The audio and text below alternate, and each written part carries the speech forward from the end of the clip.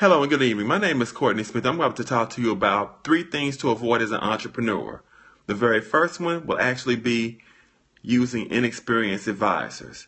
Inexperienced advisors can actually be extremely detrimental in order to form a business. They can be very detrimental to actually allowing one to form a business because, number one, you're getting faulty information, and that can come from a variety of different reasons and a variety of different motives. For instance, one of the most common to having a faulty business or actually having faulty advisement is actually jealousy from family members or friends who may not have necessarily taken the initiative to do it themselves or had the courage to actually pursue something that most other people don't try to do.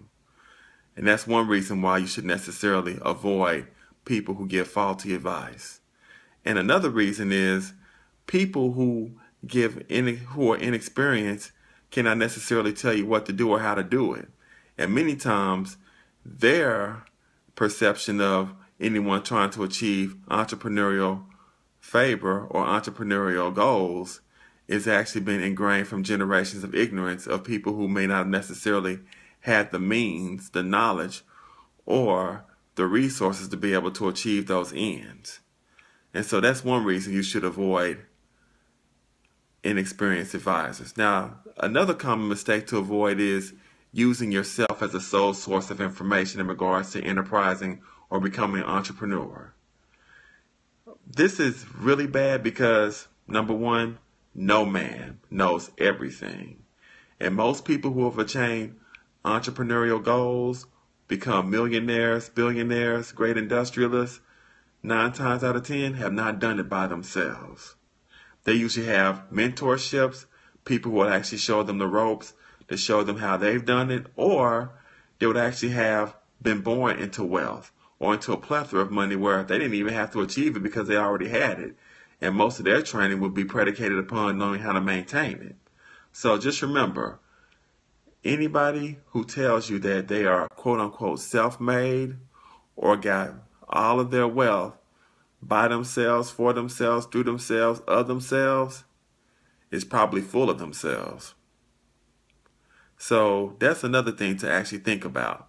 And finally, one thing that you do not want to do as an entrepreneur is procrastinate. Procrastination is one of your worst enemies. If you're going to become an entrepreneur, procrastination will kill your business before you can establish it.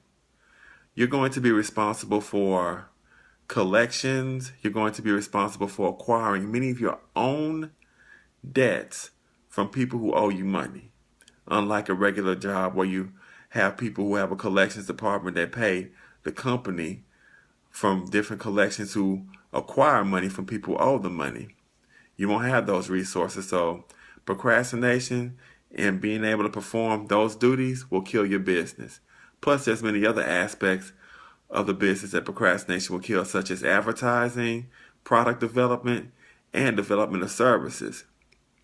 If you don't care enough about your business to actually help sustain it, nobody else will. So, the one thing about entrepreneurship that can actually be an advantage is you don't have someone like a supervisor or a boss breathing down your neck like Puff the Magic Dragon.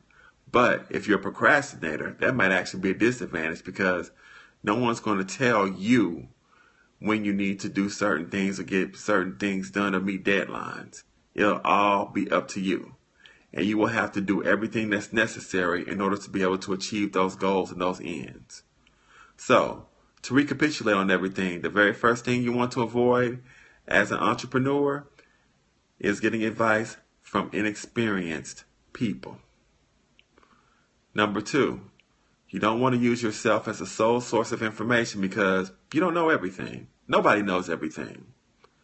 And finally, the worst enemy of any form of entrepreneurship that exists is procrastination. If something needs to be done, do it and do it as quickly as possible because no one's going to do it for you but you.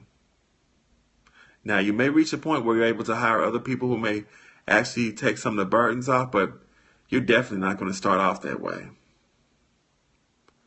And remember, for this and other tips and advice and information in regards to how you can attain entrepreneurial goals, or whether you want to write, publish, or pursue a plethora of different types of enterprises, go to www.spiritscribepublishing.com. That's www.spiritscribepublishing.com. And you will find a wealth and a plethora of information in regards to how you can achieve those goals, and many blogs will actually teach you about basic writing, intermediate writing, and some forms of advanced writings. Well, this has been Courtney Smith, and you may now resume your life as you previously knew it. Thank you very much for your time. You have a good evening.